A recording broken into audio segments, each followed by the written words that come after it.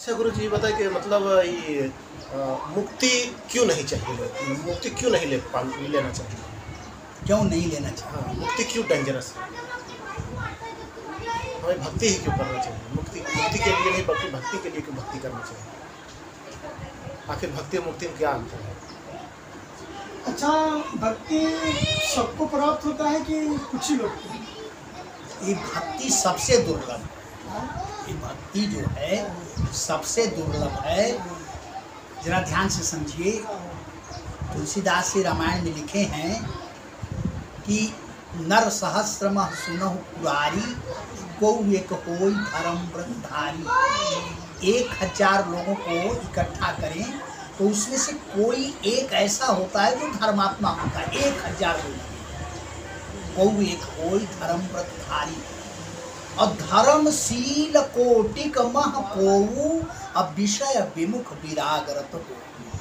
माने करोड़ों धर्मात्माओं को जब इकट्ठा करेंगे, माने 1000 व्यक्तियों में से एक धर्मात्मा निकला, और इसी तरह से 1 करोड़ धर्मात्माओं में से धर्मशील कोटिक मह कोऊ, अब विषय विमुख विरागरत हो।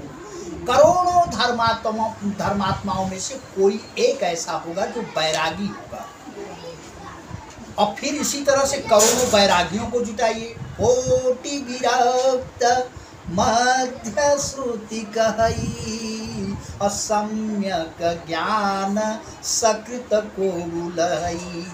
अब करोड़ों बैरागियों में से कोई एक ऐसा होगा, कोई एक जो सम्यक ज्ञानी होगा। ज्ञानी का मतलब ये शाब्दिक ज्ञानी नहीं, जो हम लोग किसी को कोई ज्ञानी है, पढ़ा लिखा है, बुद्धिमान है, अच्छी अच्छी बातें बता देता है तो उसको हम लोग ज्ञानी समझ लेते, वो ज्ञानी नहीं। ज्ञानी एक ज्ञान मार्ग है। तो ऐसा एक कोई सम्यक ज्ञानी होगा, माने जो ज्ञान उसके अंदर आया उसके अनुसार वो क्रमशः चल रहा है भगवान की तरफ, वो सम्यक ज्ञानी है। तो कोटि विरक्त मध्य श्रुति कही, सम्यक ज्ञान सकृत, सकृत माने एक, सकृत को लहई।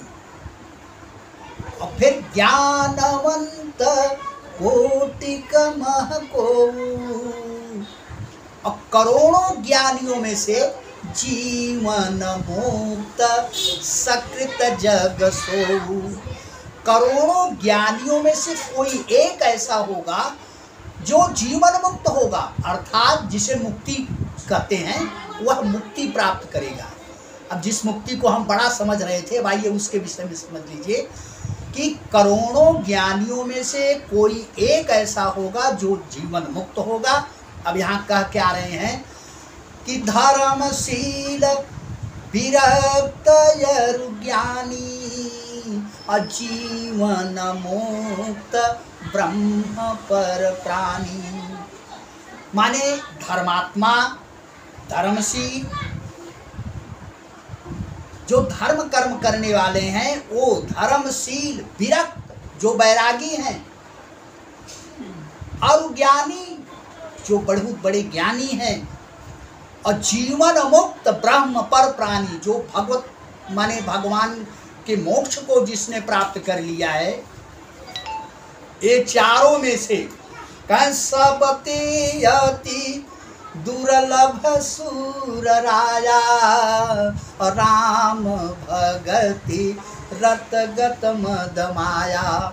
ये सबसे दुर्लभ है भगवान की भक्ति, सबते अति दुर्लभ सुर राया। माता पार्वती प्रश्न कर रही हैं भगवान शंकर से कि हे प्रभु, इन सब में सबसे ज्यादा दुर्लभ है भगवान की भक्ति। सबते अति दुर्लभ सुर राया, और राम भगति रत गत मद माया। माने जब भगवान की भक्ति आएगी तो गत मद माया, माया अपने आप दूर हो जाती है, अर्थात माया से मुक्ति मिल गई। तो माने भगवान की भक्ति करने से मुक्ति अपने आप मिल जाती है। राम भजत सोई मुकुति गोसाई, अवन इच्छित जावत बरियाई। राम की भक्ति करने से मुक्ति अपने आप बिना बुलाए चली आती है।